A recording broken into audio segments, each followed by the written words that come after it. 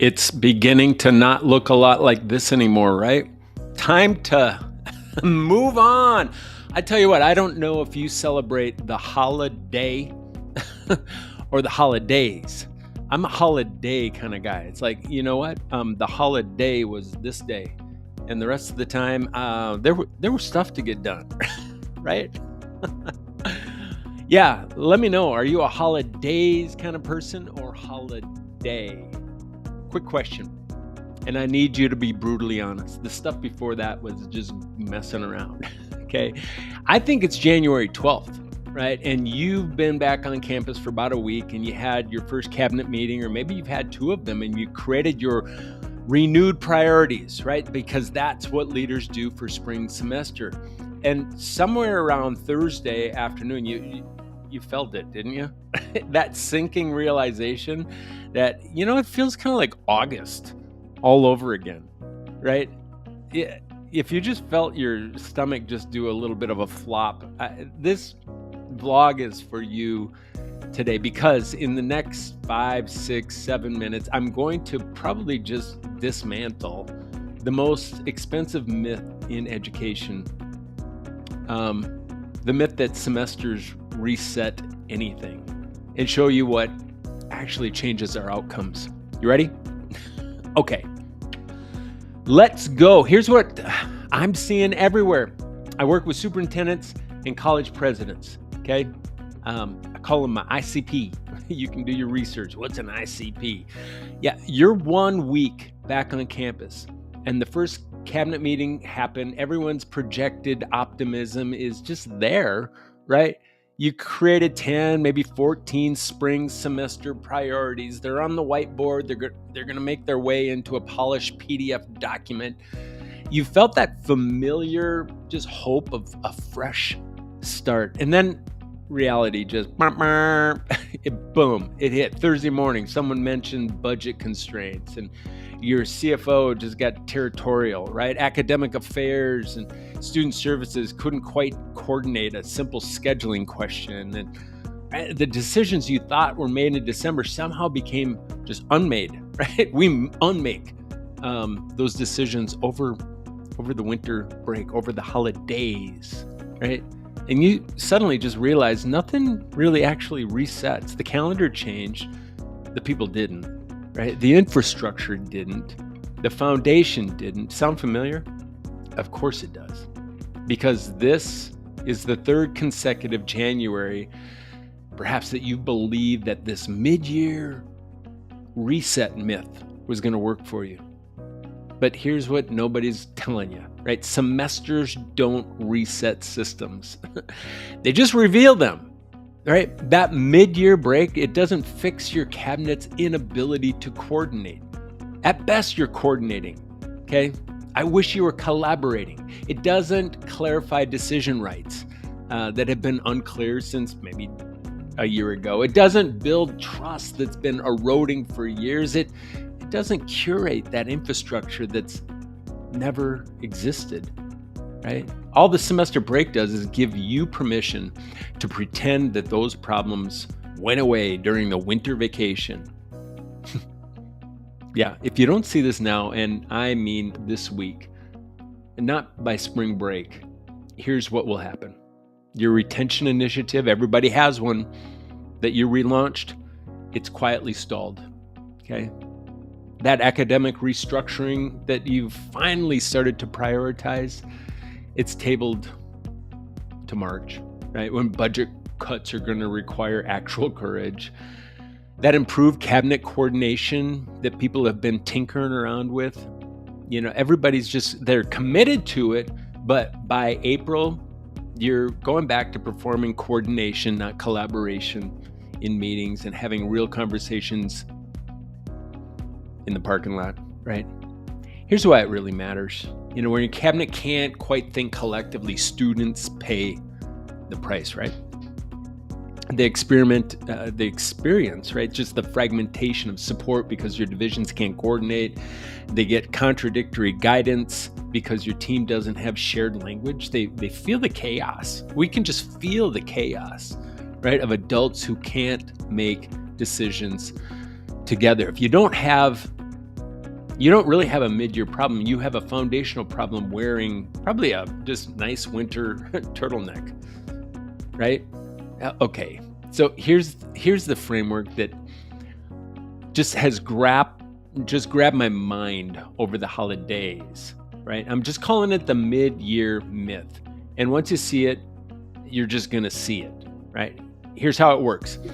Number one, the reset illusion. There is no mid-year reset. There's only mid-year revelation, right? Here's what it looks like. You think that January is a fresh start, but here's what actually happened over the winter break. Absolutely nothing structural changed, right? Your cabinet is the same cabinet. Your CFO still protects territory instead of sharing information. Your academic affairs and student divisions still just haven't quite figured out how to coordinate protocols. Your decision rights, which is just your decision-making process, don't call it all the other sugary stuff, right? It's still unclear. And probably as unclear as it was back in November and October and September. How far back do we need to go? Your trust foundation, the ability to have the hard conversations without people getting defensive, it's still just fragile. Yeah. What did change? The calendar changed. That's it. The date flipped from December to January. And you convinced yourself that somehow resetting your team's operational system was going to be happening in this season. You know, when you don't see this, you waste January launching initiatives on the exact same broken foundation that killed your fall semester priorities. Let's just be honest. When you do see this, you realize January isn't a reset opportunity. It's just a revelation moment. It's when reality actually shows you again what foundation you're actually missing. Here's the thing, most leaders spend January pretending that semester break fixed something. It got your carpet cleaned, let's just be honest. Okay? Maybe some wax on those terrazzo floors. You have exactly 2 weeks, boss, when your cabinet might be open to acknowledging what everyone already knows, but nobody's saying out loud. Here's what it looks like. Right now, your team is exhausted and they're getting back from break. They're tired of performing collaboration. They're tired of initiatives that die quickly and nobody talks about it. They're tired of having the same conflict in different wrapping paper, right? They might be actually tired of you being the bottleneck for every decision because there's no other system at play. They're waiting for somebody, perhaps you, to name what everyone knows, but nobody will admit, right? We keep launching new priorities on old infrastructure and wonder why nothing changes. You know, when you don't use this window, I would say just by January 21st, I don't know what day that is, but that semester's urgency kicks in someone's crisis, right? You're going to default back to just reactive mode until May. When you do use this window, you actually say, hey, before we execute spring priorities, let's name what foundation we're missing that made our fall priorities kind of do a flip-flop. Yeah. Maybe after January 20th, you've lost your chance. The semester will just take over and you're stuck in what they call the whirlwind, right?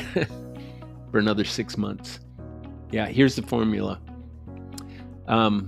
Think about semester change minus foundational change equals zero change. Zero. Let me say that again. If the semester changes, but your foundation doesn't, nothing changes. You can't attempt what we call level 5 work, managing change, resolving conflict, coordinating across division on level 1 infrastructure. That should be a clip right there. You can't attempt just the standard operating level 5 work. It's not even advanced work. It's just managing change, resolving conflicts, and coordinating across multiple divisions. when you have a level 1 infrastructure, which is built upon unclear decision-making processes, fragile trust, not a whole lot of empowerment going on, hero-dependent systems, which means everything's got to flow through the cabinet in order to get it done. Yeah, here's what it looks like. 73% of teams in our research, with almost 1,000 teams, a little shy of 1,000 teams, they hover between level 1 and level 2 foundation while all of them are attempting level 5 priorities. That's not a strategy problem. That's a physics problem. It just ain't going to work, folks. Right? And physics doesn't care about your strategic plan. Physics doesn't care that it's January. Physics doesn't care that everyone feels refreshed after winter break. Yeah, infrastructure either supports what you're building or it doesn't. There's no middle ground. There's no, hey, we'll figure it out as we go. There's no renewed focus that compensates for missing foundation. But here's where it gets powerful. When you stop believing that mid-year myth and start building the missing foundation, everything shifts. Same people, same talent, different infrastructure, and suddenly what used to take 3 meetings might happen in 20 minutes. Yeah. What used to require your heroic interventions happen systematically, right? With no-look passes. What used to die by March actually succeeds by May. Yeah, I've watched this happen. Most recently, I watched a president. I'll call this president Eric. Okay. He faced this exact moment January 2024. And for 3 years, he believed the mid-year reset myth. Every January, new priorities. Every spring, same failures. In January 2024, he did something different. He said to his cabinet, we're not creating spring priorities. They all kind of looked at him like, go what, boss? He said, we're building the foundation our fall priorities revealed were missing because they had done some assessment work with us. His CFO looked confused. His board pushed back because they just got used to the swimming in the sea of sameness of what we've always done, right? So Eric got to work building and clarifying decision rights and building coordinated protocols and common language and common tools, practicing difficult conversations when the stakes were kind of low, right? So his cabinet at times were a bit wobbly, like, I've never done this before. Yeah. July 2024, they had launched 5 priorities. Not 12, not a dozen, 5. Not because they were passive, because they were wise, right? By December 2024, all 5 completed on task, on budget, as expected. Student retention was up, faculty satisfaction was up, staff turnover dropped by nearly 1/3. Not because January reset anything, because they finally built the foundation that makes the priorities possible. Now, if you're thinking, Joe, this makes sense, but how do I actually build this foundation systematically? I've got you covered. I've created a comprehensive team intelligence white paper. It's not the end-all be-all, and it's not going to inoculate you against just the challenges of really setting powerful priorities. But it is based upon a load of research and a load of experiences that you might not have to go through in order to get to where you're wanting to go. Inside the white paper, you'll get complete frameworks for diagnostic, foundational gap analysis, all the stuff. It's completely free. Link to the description. Actually, I don't know if the link is going to be in the description, but just higherperformancegroup.com. You know where to find me, folks. You found me here, okay? higherperformancegroup.com. You probably click like a get started or discover your team intelligence up in the upper right-hand corner. Loads of tools. We've built the system for you. And what we have right out of the gates, there's no friction. Just grab it, make it your own, okay? whether you download it or not. I mean, I would just say in the next 48 hours, do something with it. Read it, scan it. There's some good discussion questions there. All right, before we move, I want you to do this before the next cabinet meeting. Not when things calm down. Before your next cabinet meeting, because there's no calming down. It's second semester. Here's what I want you to do. Step 1, okay? Let's step this out. Just pull out those spring semester priorities from your January 6th meeting. The polished document with the 10 to 14 priorities, okay? 10 minutes. For each priority, ask yourself one question. What infrastructure does this require that we didn't have fall semester? Does this priority require cross-divisional coordination? Write it down. What coordinated systems do we actually have? Spoiler, you don't have a system. You have 2 people working weekends, probably to manually bridge that gap. Does the require difficult decisions about resource allocation? Does that plan? Write it down. What are the actual decision rights? Who decides what? And probably spoiler again, everything escalates to you, boss, because nobody else has clarity on their authority.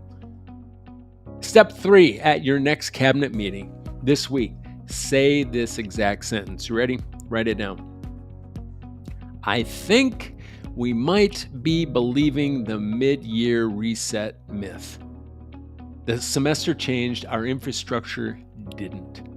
Before we execute our spring priorities, we need to name what foundations we're missing. That's it. 3 steps. 1 hour.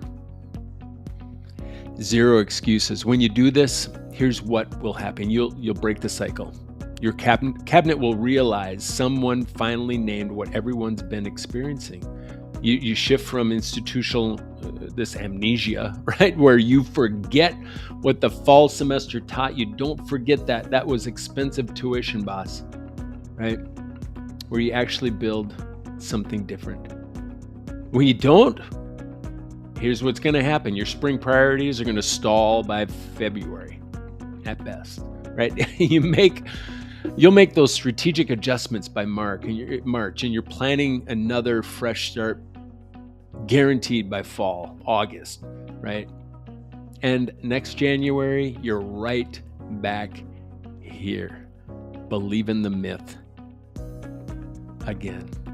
Now, I know what you're thinking. Joe, we already launched our spring priorities. It's too late to change. Or my board expects spring results. I can't tell them that we're working on a foundation. Yes, you can. The maturity can set in. You don't have to continue the foolish practices that don't build the results that your community deserves. Yet your cabinet is exhausted from pretending. Your students deserve leaders who build foundations instead of just believing the myths. So choose. You know the difference. Immature leaders, they just believe semesters are going to reset the system. Mature leaders, and that's you, recognize that semesters just reveal systems that taught us a ton since last fall.